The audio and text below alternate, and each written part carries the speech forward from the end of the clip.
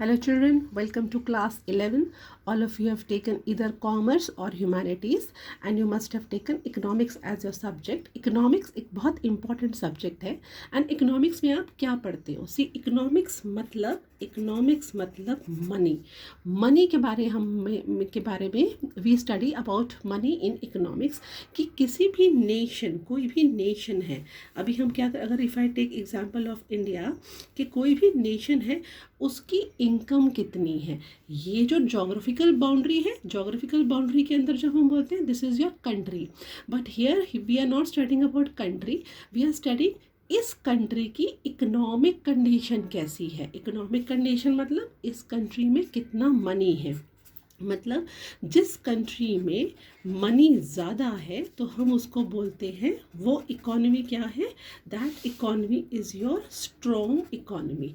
Money ज़्यादा, अब money ज़्यादा कहाँ से आता है? All the people in an economy, जितने भी लोग हैं इस इकोनॉमी के अंदर, दे आर वर्किंग, सब काम कर रहे हैं एंड बदले में उनको मनी मिलता है, उसको हम क्या बोलते हैं? They are economic activities.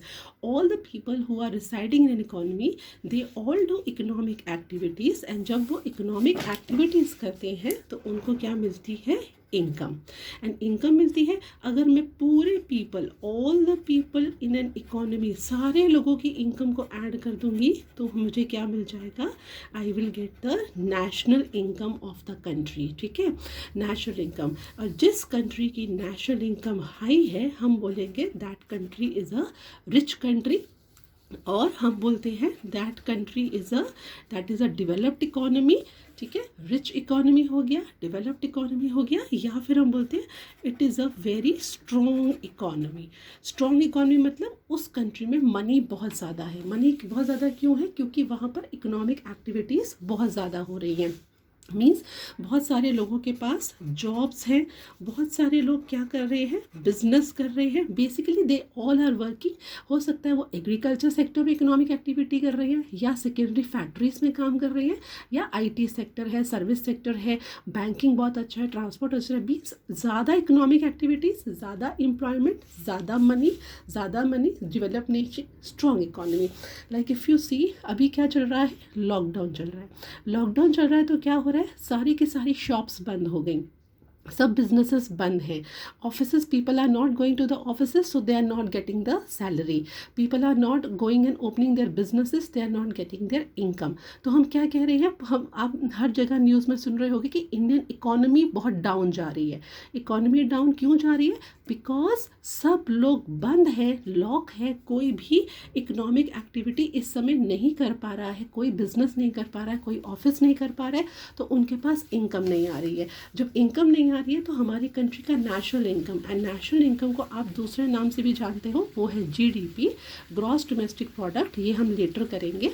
As of now हम क्या करेंगे? नेशनल इनकम कम है तो जीडीपी कम हो रहा है.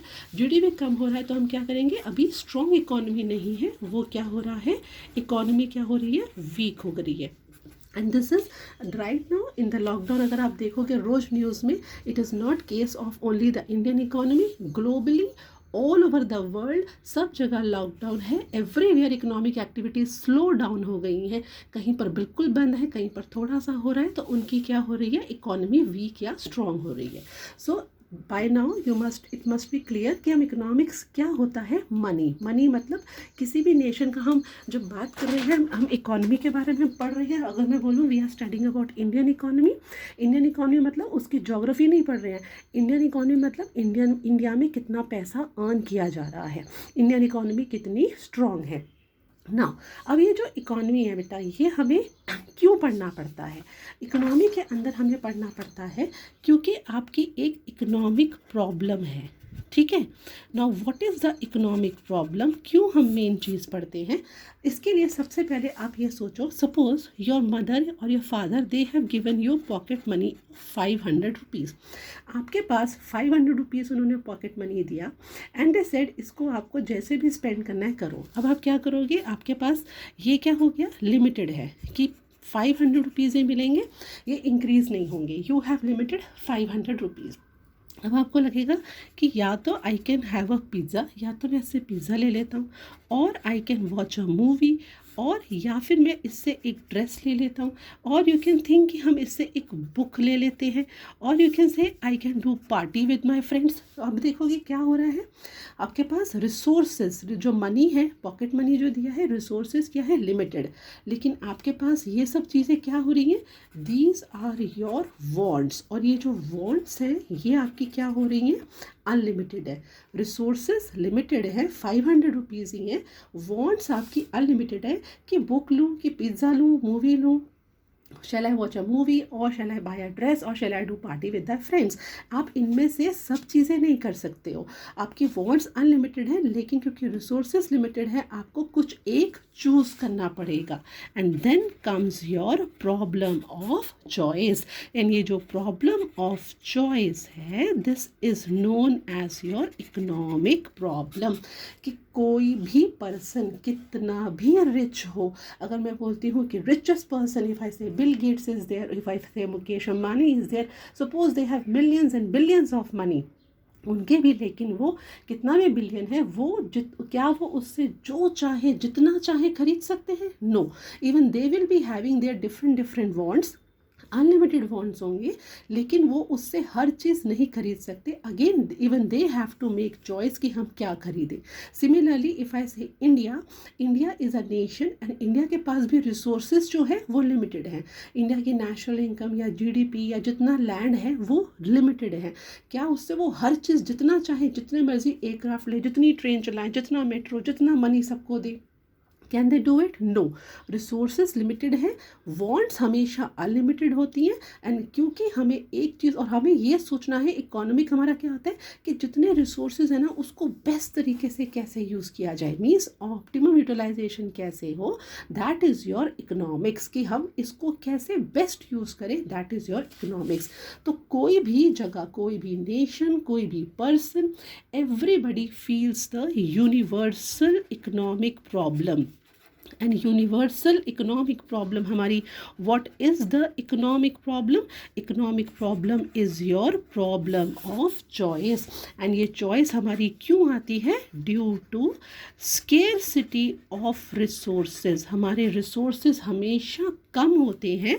एंड दूसरा बेटा, ये जो रिसोर्सेज हैं इसको हम क्या कर सकते हैं? They can be put two alternative uses. Alternative uses जैसे आपके केस में, if I give you the example, resources आपके क्या थे? स्केयर्स, 500 रुपीज़ लिमिटेड स्केयर्स है। एंड उसके आपके ऑल्टरनेटिव यूजेस थे कि मैं मूवी देखूँ, कि मैं पिज़्ज़ा खाऊँ, ऑल्टरनेटिव यूजेस। रिसोर्सेज हमेशा स्केयर्स होते हैं and wants are always unlimited. And ये जो रिसोर्सेज हैं they can be put to the alternative uses. So then arises the economic problem and that is the problem of choice.